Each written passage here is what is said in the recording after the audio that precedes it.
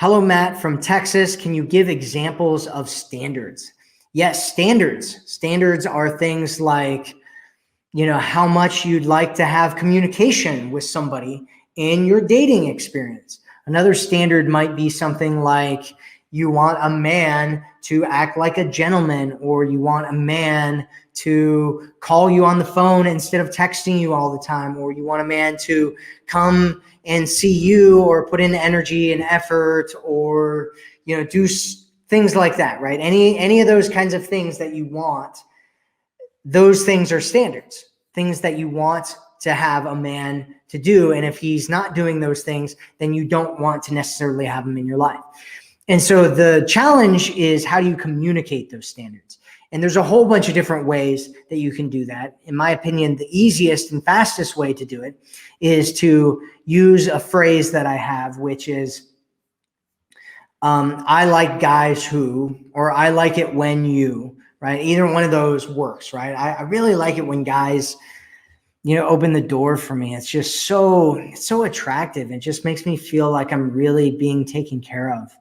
Or, I love it when a guy, shows me that he really likes me and shows me that he cares about me. And just, I don't know, there's something about when a guy does that where I just feel a lot more attracted to him. And suddenly it's like, I don't know, it puts this big smile on my face, and it makes me feel like butterflies in my stomach, right? And so basically what you're doing, and I talk about this in framing, right? I have a program called the Love Frames Toolkit.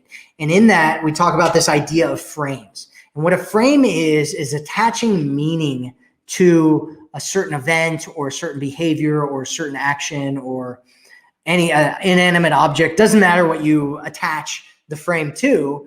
When you create meaning around something, right? You give something meaning. And so here what you're doing is you're saying, I really like it when guys, right? And so you're saying there's something that you like about guys, or there's something that you like about this guy, or something that you like about men in general, and then you describe the behavior. And then you take that behavior and you create even more meaning around it. And the more meaning that you create around that behavior is that it's attractive to me. It makes me feel more attracted to you if you are the person who is engaging in this behavior.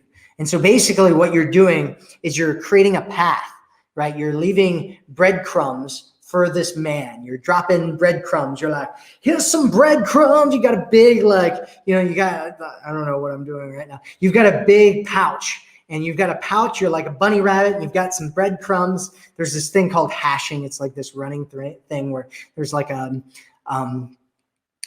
call it a bunny, and the bunny's like throwing usually powder, but we'll call it breadcrumbs right now. And then people have to follow it, right? And basically what you're doing is you're doing that. You're throwing out breadcrumbs, and you're saying, this is the way to the promised land. This is the way that you win me over. This is the way that, I'll feel more and more attracted to you. And then he starts doing that. And if he starts doing that consistently over time, then what ends up doing is it creates a habit within him, and it starts proving to you that he's doing all the right things for you. And then eventually you get into a situation with him where you're communicating what both of you guys need, and you're building the relationship together, and it's growing and it's blossoming and it's growing together. And so that's how it looks. That's what it looks like. That's the way that you talk about it. Does that make sense to you? If that makes sense to you, Shauna, let me know. Tell me it makes sense.